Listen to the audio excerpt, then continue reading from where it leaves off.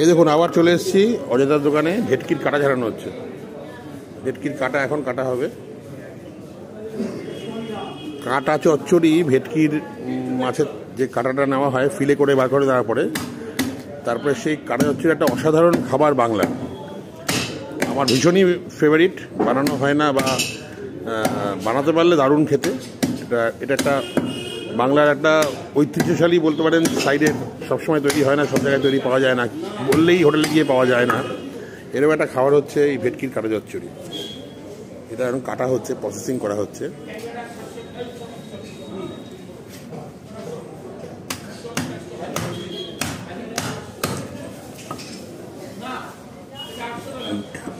Basically আমার মনে হয় বাঙালরা খায় এটা। বাঙালরা তো কিছুই ফেলে না, মানুষ কিছুই ফেলে না আর কি। এটাও সেরকম দারুণ সুস্বাদু একটা আইটেম বাংলার।